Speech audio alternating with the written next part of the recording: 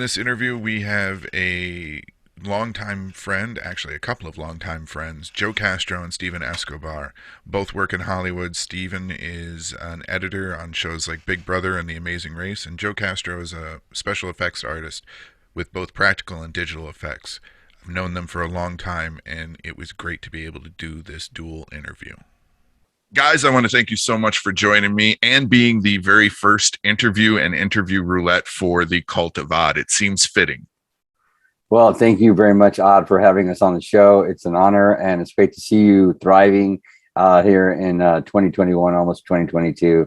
And thanks for having us on the show. Yeah, thanks for having us.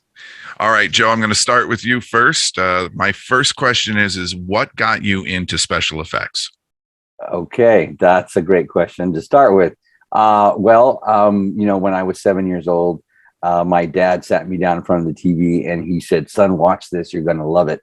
And my dad was my biggest supporter growing up, and he knew that I liked dragons, and he knew I liked dinosaurs, like all young boys do. I don't know if all young boys do, but it's very common. And he knew that I liked them, and he showed me Godzilla versus the Smog Monster. It was a Saturday afternoon, and when that movie was over, I knew exactly what I wanted to do. I wanted to make special. I asked my dad. I said, "How do they do that, Dad? How do they do that?" And he said, those are special effects." And he said, I said, I want to make special effects for movies, and I want to make monster movies.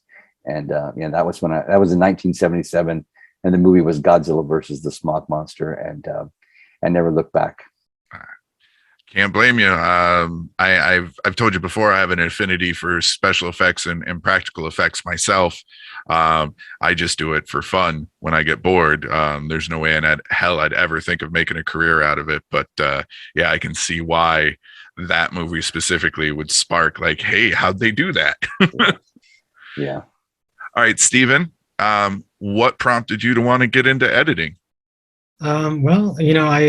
My high school actually had a TV program, and I was taking photography at the time, and the teacher that I had told me about this radio and television course that they had. And so I took that and got to learn about cameras and editing, and it kind of took off from there. And the thing about it was that this was kind of like a vocational class. So it was a 3-hour course, and the people that took it were like people that were just interested in smoking pot. So, so when I took it, a lot of people weren't interested in wanting to really do anything, and I kind of wanted to, and I kind of pushed people to make like little short films and stuff, and that's kind of how it started.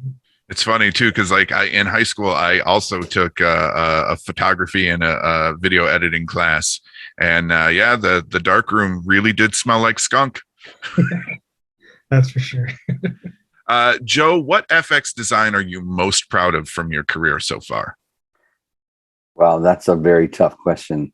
What FX design or creation am I most proud of?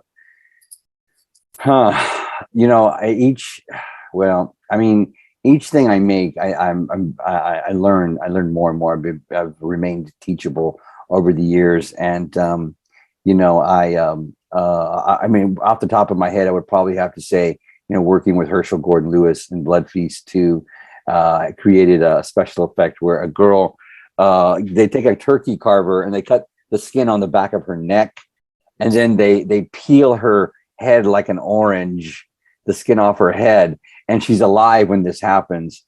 And they had like a very small budget to do the special effects, but I wanted it to be so amazing, and I wanted the head to be mechanical, and I wanted it to be screaming, and I did my very best with what I had to work with. I made a torso of a skeleton that had no flesh on it, and I wanted the tongue to move, so I put the tongue in the mouth, and I think I used like wire hangers out the back of the tongue, down out the back of the head, so we could wiggle it.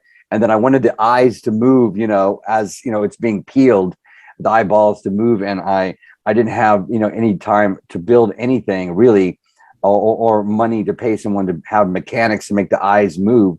So I put 2 more wire hangers on each eyeball, and then I ran it out the back of the head. But I had them attached to each other. So if you moved it a little bit, the eyeballs would move in unison. It was just enough to make the tongue move and the eyeballs move.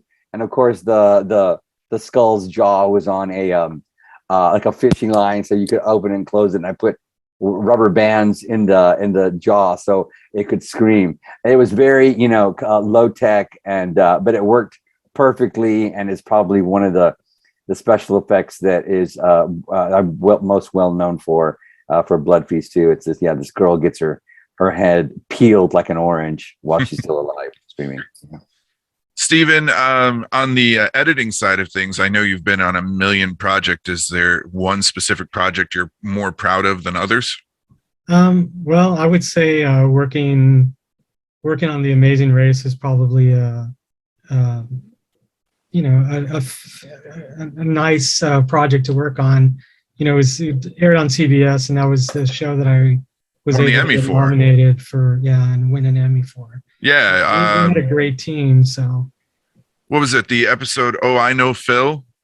I think Phil, something like Little Darling Phil, or something like that. It was one of the contestants that were from the South, and I think that was one of the lines from their, something they said on the show, on the episode. So, yeah.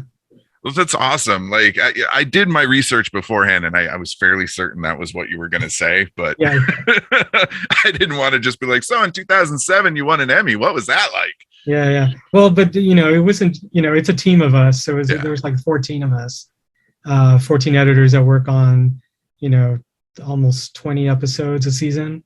And it's not, we all collaborate and we all put a show together. So we all get put onto the ballot. And so one episode kind of means a win for all of us. Yeah. Okay. So this is going back to kind of when you and I, all three of us met each other. When Frankenfake was released, was there any blowback from for the behind the scenes look at reality TV? I'm sticking with you, Stephen, because okay. Well, there was. I mean, working in reality, I did have some fellow editors that kind of told me to my face, why do you shit where you eat? And I did lose a couple jobs, but in the end, I had to kind of say that if this were to happen to your family member or somebody that you loved, you would probably feel the same as I did. So, whether everyone has an opinion, but I feel that, I had to stick by Joe, and that's the way it is. And I'm still continuing to work in this business. Yeah. Well, I was curious, dude, just because, magicians don't like it when other magicians share secrets. Sure. So I was kind of wondering, that's why I asked, I was wondering if there were any, editors or TV people that were like, hey, you shouldn't be telling them that we do that stuff. Well, and it's not a secret anymore. I mean, back then, network television had a different collaborator, like the way they told stories in reality than cable. And cable seemed to be like the dirty side. And once that opened up and a lot of people kind of saw, you look at the Kardashians, that half that stuff isn't true. Yeah. So when those kinds of shows started turning up, it kind of opened the doors and people realized that it wasn't always true. Well, hopefully you both changed the landscape for the better in some ways. I mean, I feel like we've kind of put our finger on, put a pulse on what's real and what's not. Joe, did you catch any blowback from Frankenfake? How do I put this? Not any that I thought wasn't going to happen. Okay. So nothing unexpected happened. I did manage to get rid of all the riffraff in my life, because what happens is when you go through something like that, you find out who your real friends are real fast. And I was able to make a whole new group of friends who had similar experiences to what happened to me, and they understood, And now it's so funny whenever I bring up the story of Frankenface and Face Off, everybody's like, oh yeah, we know that's fake. Oh yeah, it's like, yeah, but at the time, no one knew, what was really going on, and now it just seems like cliche, yeah, that they would that a reality show would partake in such horrible, immoral, and unprofessional behavior. Right. But yeah. All right. So sticking with you, Joe, FX design that was the hardest for you to pull off. Oh, let's see. Wow. They all are difficult. they all are kind of difficult because everything is under such scrutiny these days. Everything I do is under such scrutiny because it's such a dog eat dog world out there. People are just waiting for you to slip up so that way they can point the finger and say, oh, look what he's doing wrong. Look what they're doing wrong. So each thing that I create has got to be of the utmost superior quality. And I'm, constantly trying to make sure that that is the case in every situation. And, there's instances, and Steve can attest to this, where I'm just like completely devastated because something didn't go right, and it happens. That's just the way it happens. But more times than least, I'm really happy with everything that I do. And anything that has to be scrutinized under a microscope, that's not shot in the dark in the broad daylight against, very like soft skin or something like that, edges and seams and this sort of thing. It's all difficult if you want it to look amazing. Stephen, single hardest editing project that you've had? I think all of them have their goods and bads. I know that independent films is much easier just because you're your own boss, so you kind of have the last say. But when I work for big shows, especially network television, you have like a group of people who are making the decisions. Once you've worked on something for 8 weeks and then you get notes that say, can we go back and look at this, and can we change this, can we do that? So there are some trying times when you think you've gotten the best story, the best editing, or the episode that you can, and then all of a sudden somebody kind of turns around and like flips it on you, and you have to like go back and restructure and stuff like that. And sometimes it comes out better, but sometimes you wish that you could have told the story differently, or the episode could have been a little different. I get that. 2020 was a hard year for all of us, and both of your careers were impacted by COVID and the changes in the work environment. How exactly did it change things for you? We'll go with Stephen first. Well, a lot of in-person editing turned to remote editing, so I was able to work from home, and then I would just log into a computer somewhere, and we would be Zooming or using Slack, another program, and but it kind of took away of that interaction of seeing each other. And even at Big Brother, these last two seasons that we've done, we're actually on the lot at CBS, but we're not allowed to go to each other's floors. So we're like in the basement. The producers are literally right above us, but we still have to be on a computer. So we can't like sit with them in person. So it's kind of, you have to be creative in other ways, and you just have to like watch stuff and get notes, paper notes. And it's not the same as like watching it in the room and having everybody interact, laughing, and doing those types of things that we're used to in the creative process. I would imagine too, with having to be on Zoom and Slack, you felt like you might have been a cast member at that point. Oh yeah, I mean, it has like the only positive about it is that I don't have to drive everywhere and spend time in traffic, but I miss that human interaction. Joe, what about you? How did it change things for your work environment? We're talking about COVID and how it changed. COVID did not change my work environment because I work I have since Face Off, I've been self-employed and working solo for what is it now? Going on 10 years. And I work very well by myself. So I have my own studio here on the property, and and most of my amazing work that I do, the stuff that's the most amazing, is all done in pre-production through design work and working closely with producers and directors to create the images and the designs that we create together through pre-production dialogue.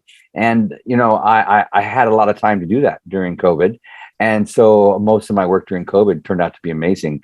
And I even took class. I was able to take some one-on-one classes with other effects artists that are Oscar award-winning and nominated artists who had downtime during that time. And of course, using COVID compliance rules, I was able to take classes and learn some new things. Every industry professional is constantly trying to learn something new and keep up with their game. So it really didn't impact me so much. It gave me more time to like I said, to perfect my craft. And to be honest with you, I worked more during 2020 than I had ever have in my entire life. I flew all over the country, worked on many films, did a whole bunch of stuff. So I was very blessed during that time. And I know that's not the case for a lot of people, but I kind of work in a very unique situation. So I was very grateful to keep busy during the time. All right. So since it didn't seem to slow you down any in 2020, what project were you most excited for this year, for 2021? What were you like, hey, I can't wait to get to do this? And this is a question for both of you, but we'll let Joe answer first. Okay, well, there isn't going to be just one, because I really had so many amazing things that I worked on. It's so funny. I mean, like literally have to go to my IMDb just to remember. But I went and looked. You were a busy man. I was like, I'm going to say off the top of my head, the two that are off the top of my head are Pretty Boy, which is directed by Marcel Waltz and written by Joe Netter and stars Sarah French, and Jed Rowan plays the killer in it. And there's just this amazing cast of characters in it, and Robert Russler's in it from the Nightmare on Elm Street 2. And anyways, I got to do the special effects for this film because it's the first film, which is Blind. Pretty Boy is a sequel to Blind. Is one of my favorite micro budget cult films of the past decade, and to be able to work with that team of people and to do the effects for the sequel was just a real honor and a privilege. And everything in that film turned out amazing. It's going to be a great film coming out in 2022. And then, of course, I got to star in my first feature film for director Matthew Vanaha, and produced by Joseph Kelly, and it's a movie titled Appetite for Sin, and it's a vampire film. And it's I got to play one of the lead characters in the film, and I got to do all the gore and special effects for it. So I'm super excited about that. And there was a whole bunch of other movies, just a slew of them that in fact, too many to actually to bring up, but those are the two off the top of my head. And I'm really excited. I got to work with Chad Farron for the second time. He did a movie called Nightcaller, which stars Steve Railsback and Robert Miano. And Steve Railsback is the star of Life Force. And I got to step in his shoes and play his character when he was not on set as the killer. And I got to do all of the special effects for that. That's a real dream come true. And but yeah, no, and I know I'm missing some people off the list, but there's some great things coming, and I kept busy all year. I know you posted a tease just recently that I went digging to see if I could find information on, and I can't find anything anywhere. And I'm like the internet itself. I usually can find stuff. So I think you know which one I'm talking about too, don't you? Yeah. Yeah, so I didn't post anything about it. I just posted the people I was working with. Yeah. And I'm interested to see how that turns out. Stephen, what about you? What project were you most excited to be on for this year? Well, one thing that Joe forgot to mention was TOONS 4 that we shot early this year. We're finally finishing our our Terror Toons saga, and we're almost there. We have probably a couple more months of post production, and we'll be done. Other than that, on my work side, I'm working on a crime show for CNN Plus, which is going to be like their new app that's going to be coming out in 2022. So there's going to be like, if you like crime, this is going to be like crime in the 21st century and how they've done it, and then also a horror documentary that I can't really mention too much about, but it's a very very well-known company that's doing it, and it's going to be a 5-part series of history of horror type thing. But it's not the horror series that the other guy did. It's going to be a brand new one. It's not the one that was on A&E. Yeah, you're talking about the one that's also on Shudder as well. Yeah, it's not that one. So it'll be a brand new series. So you'll hopefully sometime in the summer we'll be seeing that. I'm a big horror junkie. That's why I contacted Joe in the first place. So I am definitely excited to see that. Okay, so we were talking about how 2020 kind of put you guys in at home working. Steven said you said you had an office at home. Joe, you've got a workspace at home. How do you two balance living and working together? I think we're always working. That's the thing. Whether we're like off work and just trying to relax, we're always thinking of, or talking about work or watching horror or doing something that has to do with work. So, it's balanced out. Yeah, we enjoy what we do, and we both encourage each other to keep doing what we know that we love to do. And when one of us is struggling, we have the other one to remind us that we've gotten through worse, or there's more to come, and this is just this is life. And I think one of the magical elements of our relationship is that we both chase the same dream, basically, and that's like it's just a win-win all around. Right now we're in 2 separate rooms in the same house, and we have our own area, we have our own space to go to when we need to focus and concentrate, and and then it's basically a very healthy support system all around here. I have to say, and I don't want to embarrass you guys, but you guys are absolutely adorable together, because the way you support each other, the way that Joe is always championing for Steven, and the way that Steven is always championing for Joe. Like, and there are times where you're sitting there watching it, like on social media, and like, are they like just doing a show? But like, then you get to talk to you both, and like watching Joe's face while Steven talks about his accomplishments, and then watching Steven's face while Joe talks about his, you both light up for each other, and it's absolutely adorable. Okay, thanks. I think I got Steven blushing a little bit. Yeah. Okay, so where did the idea for Terror Toons come from? That's a great question.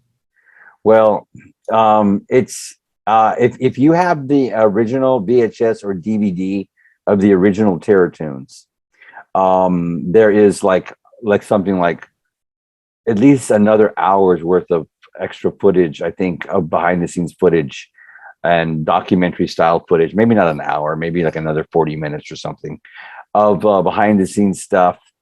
And in that, it explains how one day I was traveling to a movie set with Mark Villalobos, who's another effects artist, to do this special effects for. It was like a what do you call it? It was like a purist religious version of the Passion of Christ, not the film that not the big studio film, but like a local religious group wanted to film their own version of it, and we were driving up to this set location out in Pasadena where there's a lot of desert, and not Pasadena, I'm sorry, in Palmdale, where there's a lot of desert. And as we were driving, we were listening to music, just chatting like all horror junkies and effects artists do. And there was this image of this cartoon cat on the back of a car, and we were both looking at it. And I don't know who said what first, but one of us said, I think we were talking about cartoons. We said, and he said, hey, there's never been a movie done with like killer cartoons, like where that was like the actual subject matter. And then another one said, yeah, and like the cartoons like kill people like in like a slasher kind of way. And then another one goes, yeah, and then like the cartoon characters kill the people with like cartoon style weapons. And then the other person said, yeah, but when they die for real, and it's really bloody and grotesque, not cartoon style. And that's basically how it, the conversation went. And it was kind of it was kind of like just brainstorm thing happening. And then I like immediately turned to Mark and said, I'm gonna do it. I'm gonna do this thing that we just discussed. And he knew that I meant it. And he said, well, I want to build the characters. And he said, if you just give me the credit, creepy characters designed by, I'll be happy. That's what I want. And that's the way it went down. And I think within like a month we shot it. It was that fast. Yeah.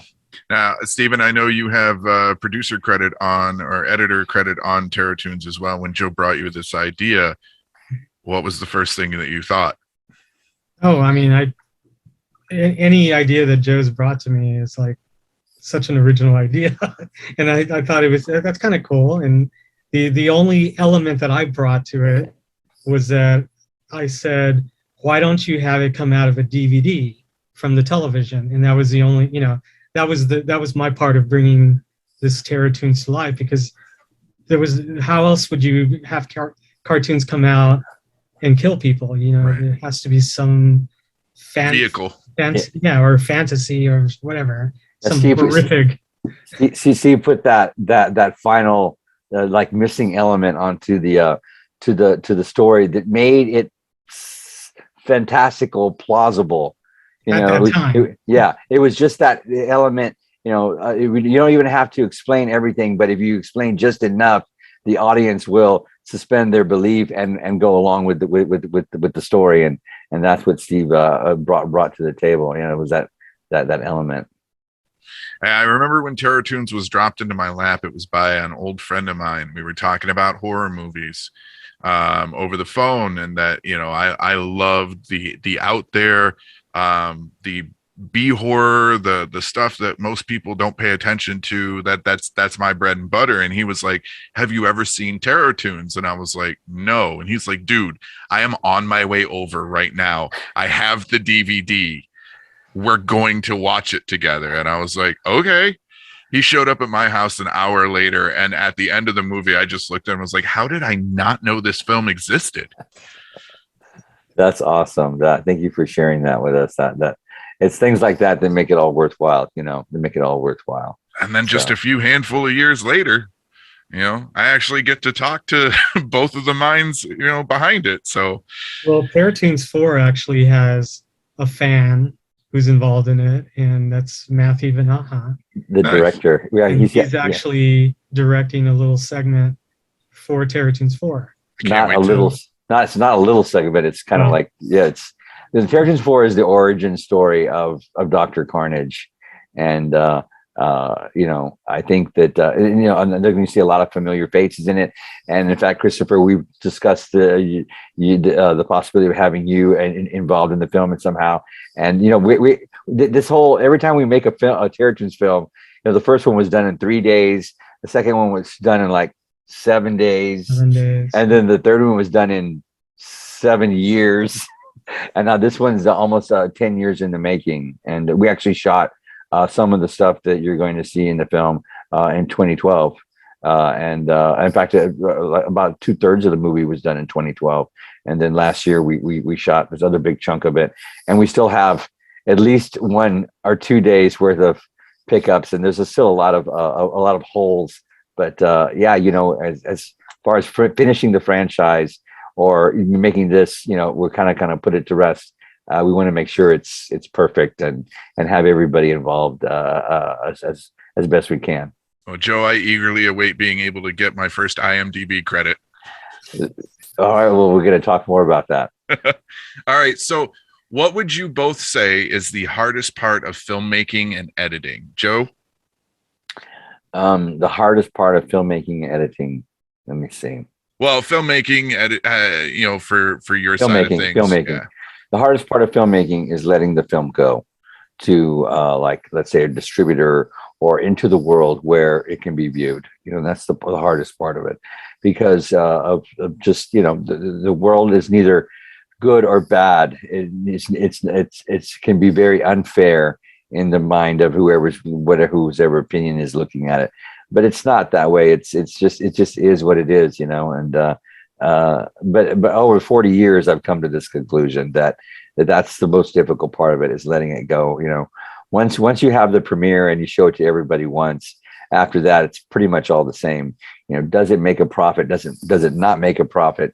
Does it appeal to a large group of people? Do you feel justified in all the hard work that you put into making the film? Is it something that you're proud of? All these things. I think making the film itself is the easy part. It's the hard part is letting it go. Well, I would imagine it's a bit like having a child. You raise it up, you try to take care of it, but at some point you got to send it out into the world and hope it doesn't come back too battered and bruised. That's right. Stephen, what's the hardest part of editing? For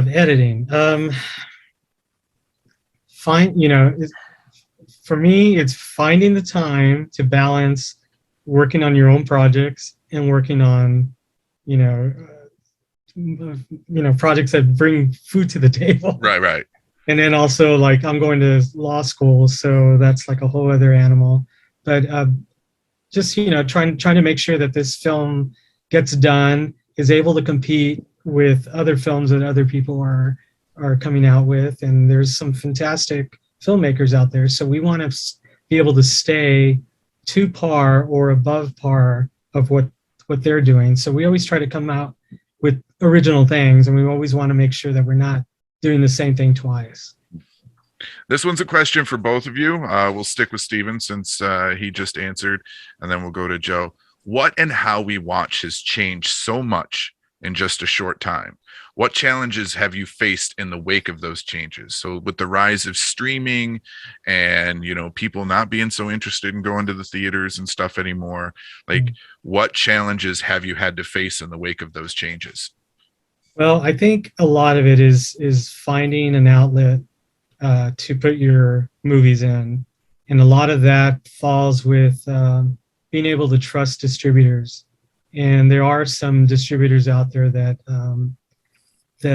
are not very, I guess I should say, nice, and they just want to take your film and make the most amount of money for themselves and not for the filmmaker. Mm-hmm. So that is kind of why I'm going to law school, because I kind of want to be that liaison between that and making sure that young filmmakers don't get screwed over by some of these distributors.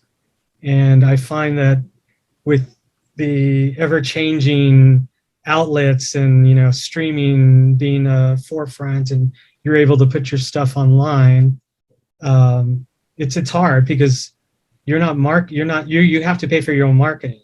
So it's tougher for filmmakers to make a profit when there's so much product out there. So if you do get a distribution deal, you want to make sure that you have a fair deal. And I feel that there's information out there that filmmakers should be aware of.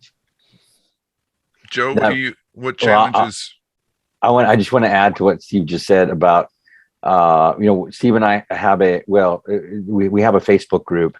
It's a private Facebook group. You have to be invited to the group in order to find it. You cannot do a search for it on Facebook. And it's called Movie Distributors to Stay Away From and Why. And if you'd like to be a part of the group, you can either seek out myself or are you in the group, Christopher? Yes, I am. or Christopher or Stephen, and ask to be invited to the group and answer the questions that come into the group. But the group has a very vital information for all independent filmmakers, especially first time filmmakers. We share very, very openly our personal experiences with just film and home media distribution. So you will get firsthand accounts of what it's like working with specific distributors, and maybe like crimes that have been committed against independent filmmakers, who to stay away from, what to look out for, and why. It's like I said, it's a private group, so we can because of our rights as United States citizens, we can say whatever we want in that group. And people have found the group to be very, very helpful because we have the right to share our own personal experiences. And also the group is very good because you're not really allowed to comment about a distributor unless you've had a contract with them, unless you've had experience with them. So you're literally getting firsthand information that is world experience about these people, and what to do and who to stay away from and what to look out for. And I think I'm repeating myself now, but like I said, if you're an independent filmmaker, you should come and find one of us and join the group. I'm trying to get the group to grow because people do invite their friends to the group because they realize that every independent filmmaker should be in the group.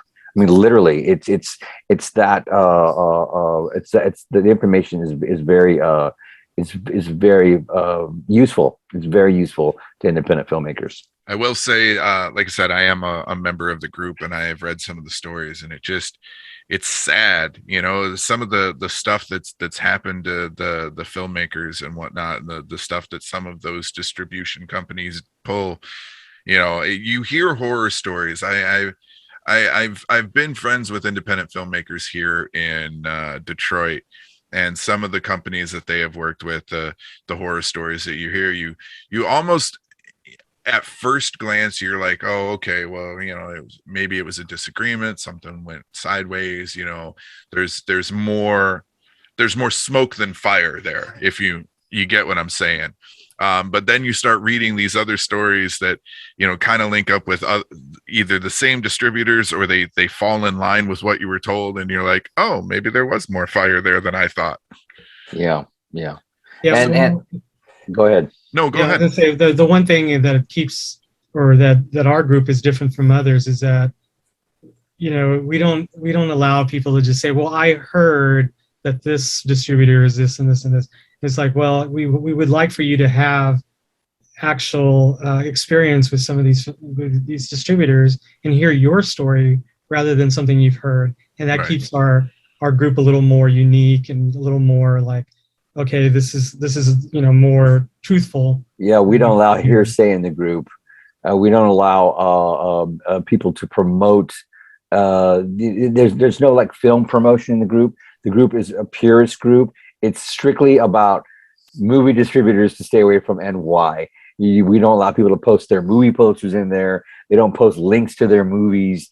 We don't even allow people to post the internet links to distributors' websites. If you want to talk about a distributor, you can grab their logo and put it up, and then we can have a discussion about if anybody's had any experience with those distributors. So that's why this information is very vital to independent filmmakers. It's an actual encyclopedia of who to stay away from and why. And then you can actually speak to other filmmakers who have had their movies distributed by these distributors. And that's one thing that's very difficult to do sometimes. A lot of filmmakers don't do their research. They go with a distribution company, and if you go and you look at their look at all the titles in their library, you may find out that you've never heard of any of them. And one of my favorite things to say is, if you have if you're talking to a film distributor and you look at their catalog and you see a whole bunch of movies that you've never seen or heard of, if you give them your movie will probably become one of those movies that no one's ever heard of as well. And that's a scary thought for most independent filmmakers, and that's exactly what happens these days. A lot of people don't know, but these film distributors put your movie in a catalog with 100 other films that they already have, and they have all the titles printed up on something that looks like a menu. And then they take this menu to film markets and they hand them to people to look at, see if they want to. And they literally have to go through this menu and they pick out what they want to buy. They don't do any self-promotion. So they're if they have literally judging a book by a cover at that point. People are just ordering what they want to eat, and if they have 100 titles in their catalog, and 3 of them get picked up here and 2 of them get picked up there, your movie may never get picked up because they have so many titles. So it's all about, how much product can I have out there in front of everybody so I can generate money. It has nothing to do with putting your movie up in a spotlight where people can really appreciate it. Well, in the same vein of the last question, the challenges that you face, what do you foresee as future challenges? Okay, that's a good question. The future challenges are that people forgot what it meant to make a movie. People have forgotten what a movie is. Everybody's a filmmaker. Everybody can make a movie. I get to tell a story. And now the audiences are accustomed to watching material that isn't even entertaining. I mean, most of these films these days put people to sleep. It's like pulling teeth to sit through someone's 90-minute film. Because if you go back to like the 70s and 60s, 70s, and 80s, there was no fluff in films where, like, you have 3 minutes of someone walking down a dark hallway with a flashlight or whatever it is they do these days. They call it, they call it what do they call it? A slow build, slow burn. A slow burn. You know what a slow burn means? My movie's boring as hell. No, you can swear. Yeah. Just because I have it doesn't mean. My movie is boring as hell. It doesn't go anywhere fast. You'll have to wait till the end where I put all my money in the final thing. That's what a slow burn is. My wife loves those supernatural horror films. And that's my biggest complaint about them, is not just that it's copy, paste, repeat for all of them, but it's like, can you please get to the point already? Yeah. Slow burn. They're so linear. You can, they want you to like open the door, walk through the door, into a room. Oh, there's a dark room. I bet there's going to be a horror stinger. Oh, there it is. Exactly. A slow burn. It's like covering up a turd with icing and putting sprinkles on top. Only polish that turd so much, and it's still slow a turd. It's slow burn.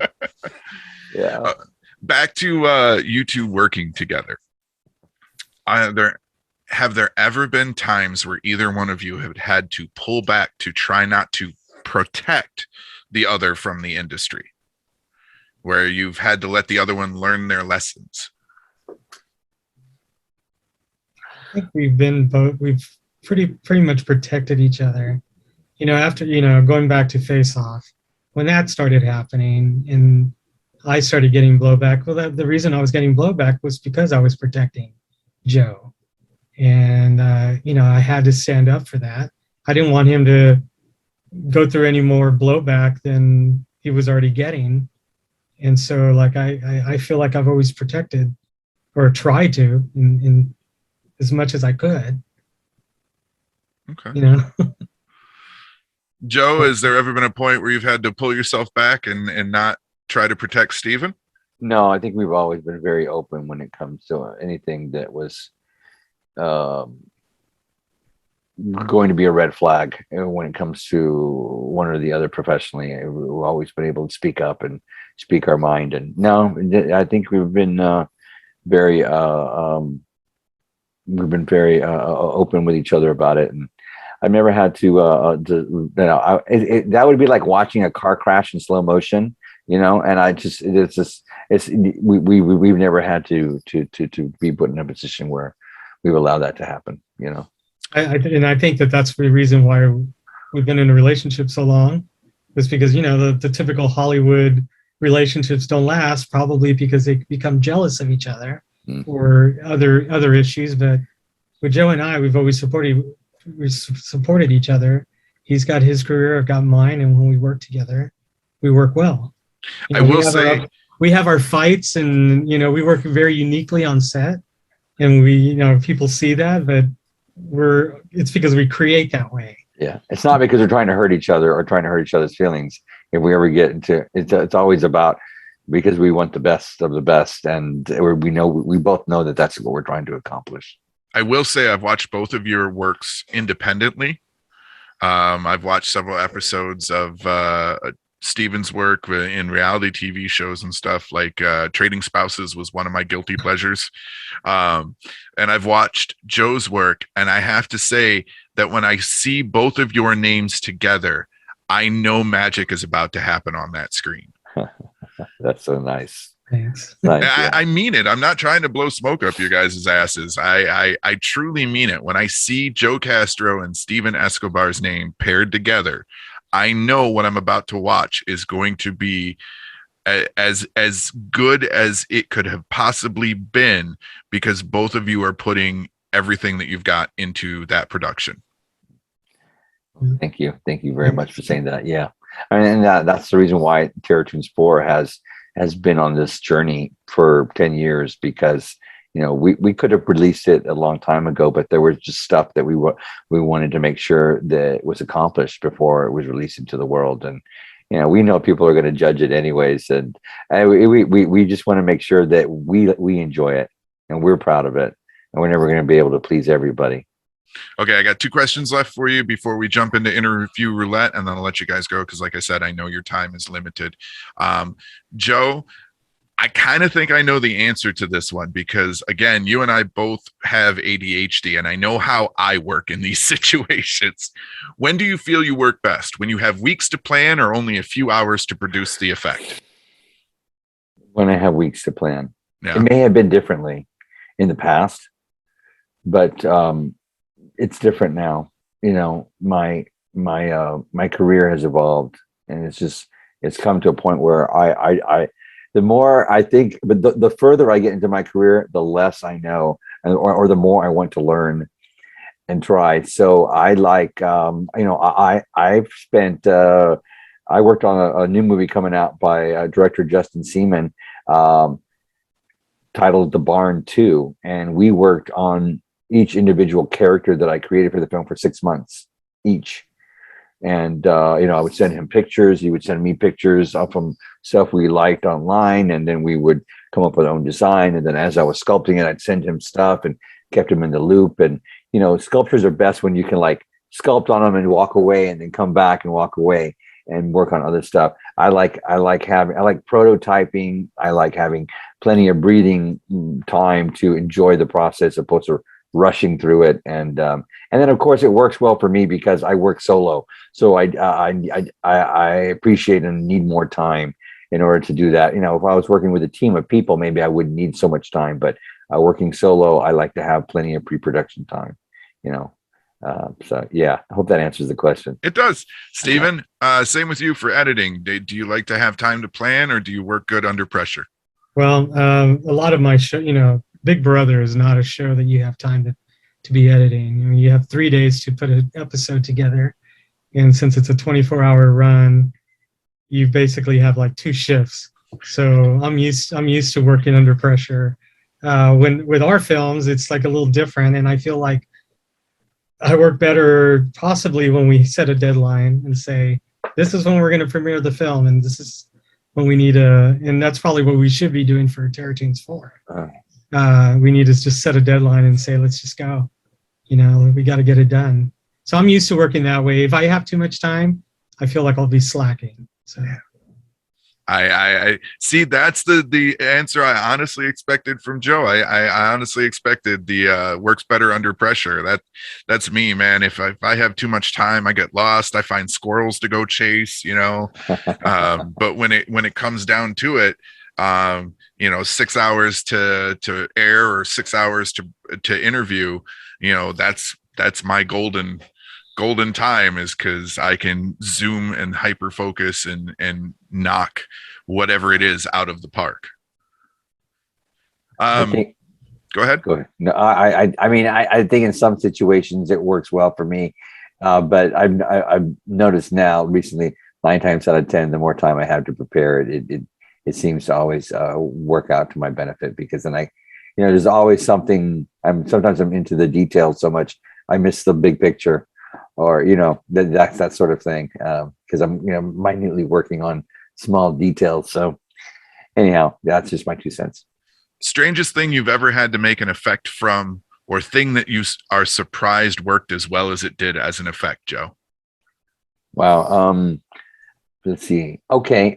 So recently, Steve and I released is our 18th feature. 18th feature is Xenophobia, and there's a creature in it. There's this giant full scale creature in the climax of the film, and that was like my first real big full creature character that was puppeteered by two different people, and it's really impressive.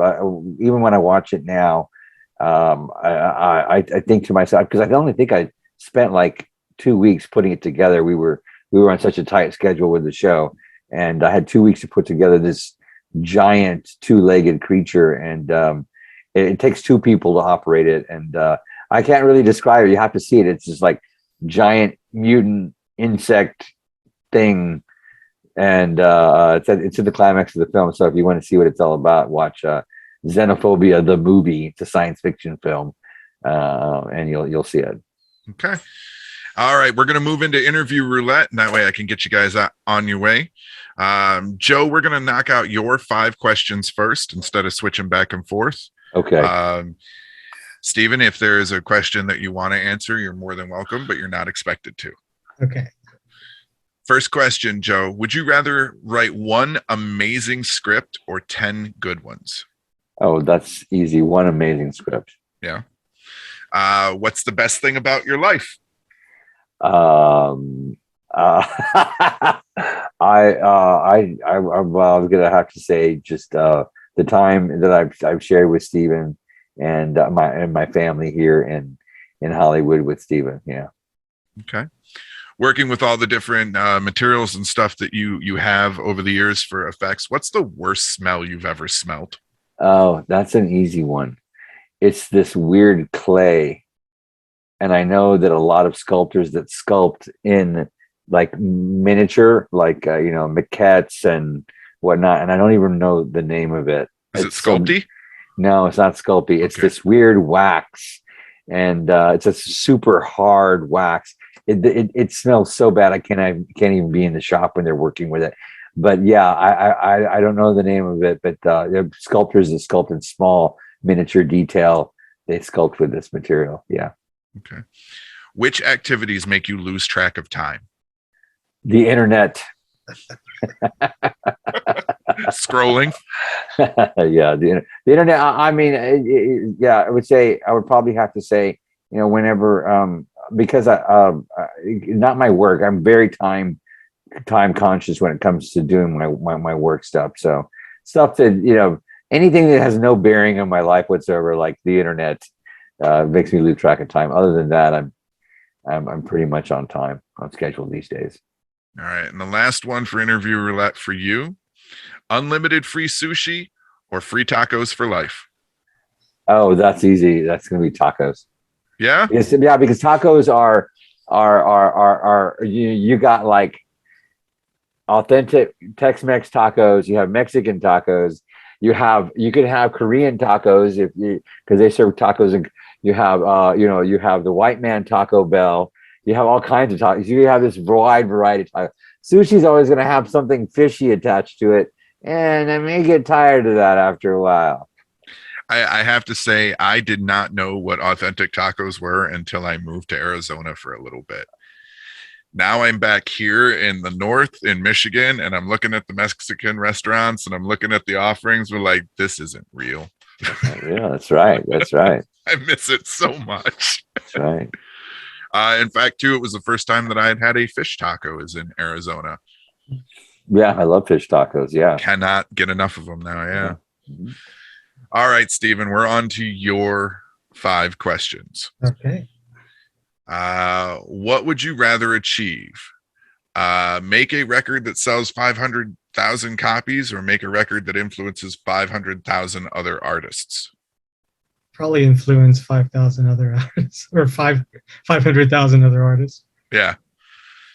Well, and that's what's important too. That seems to be the message that I've gotten from both of you over the years of talking to you and knowing you is that, yes, you make no bones about it. You're doing things to put food on the table, as you said. But the whole distribution thing, the whole group and whatnot, that exists solely to help others. Sure.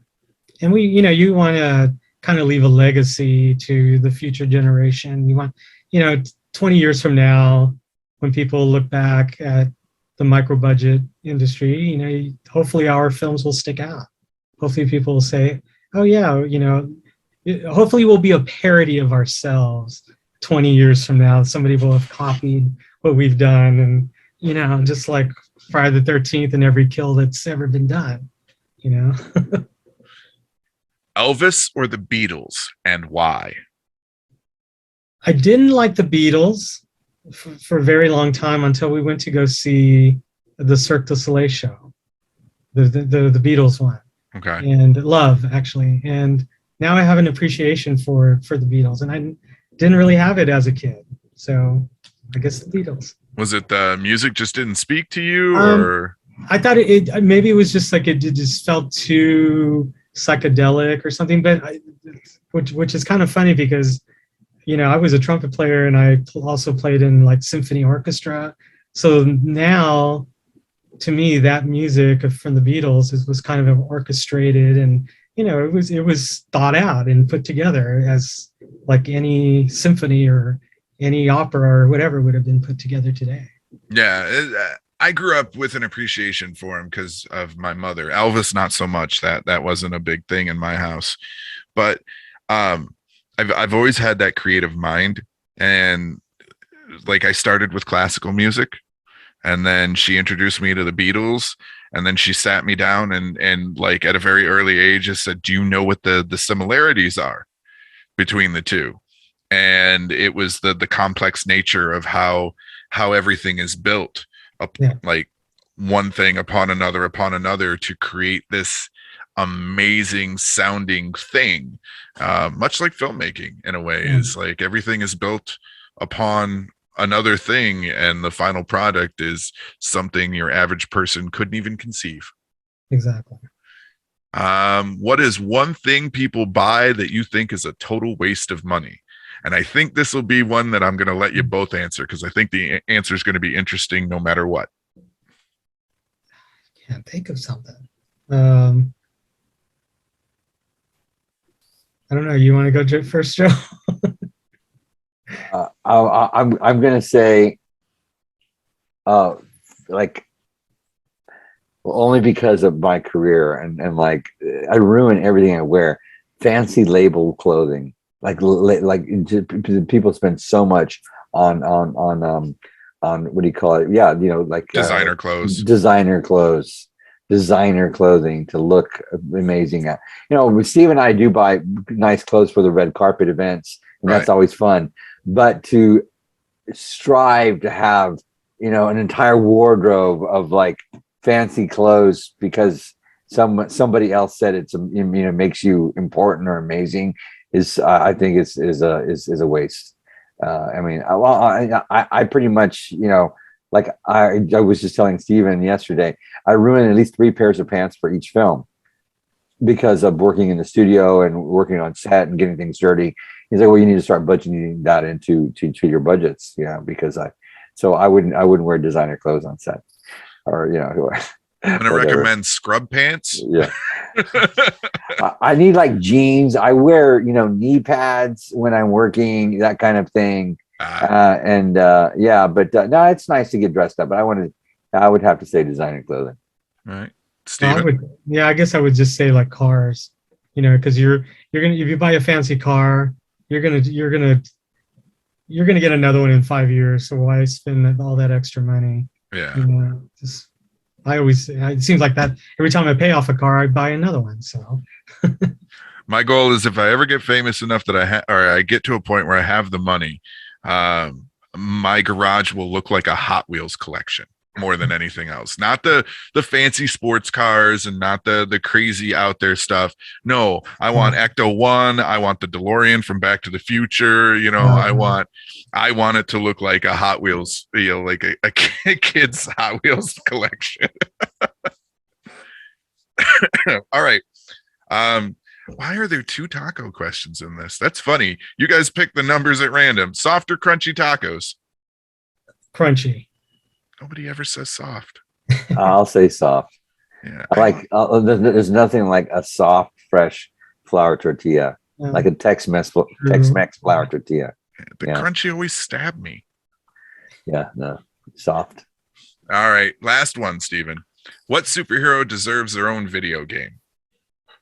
Green Lantern. Yes, bravo. Green Lantern's always been my favorite superhero, even as a kid. I had the little ring that you'd order in the comic book when I was a kid, and that was the only thing I ever ordered off a comic book. Yeah. I'm eagerly awaiting the Ryan Reynolds movie. We won't really talk about because even he thinks it was trash. But did you guys see the Snyder Cut? Mm-hmm. The new one of the Justice League? Yeah. I was entirely I squealed. My wife was like, "What is wrong with you?" When they showed that big fight scene and the lanterns were there, I was like, "Ooh, they're on the screen. That means they're coming. They're going to do it eventually." Let's hope so. Yeah. At least if they do it, I hope they do it right. Yeah. Joe, do you got anything for that one? I don't know if superheroes are your thing or not. Yeah, no, I don't. Yeah, no, all of that's kind of. I enjoy them. I enjoy all those films. I liked the Green Lantern movie a lot, and I liked all the cheesy stuff. There's got to be one. Yeah, and then the new Venom movie I liked. I liked that. Yeah, I like all that cheesy stuff. Yeah. I like the back and forth that they did with Venom and Eddie. Honestly, it was like old married couple bickering. Yeah, no, it was all good. All right, guys. Well, that's it. That's all I have for you. I want to thank you again for joining me and being willing to do this. And again, being the very first interview for the Cult of Odd. Well, thank you, Odd, for having us on the show again. We'll be in touch, and have a happy rest of your holidays.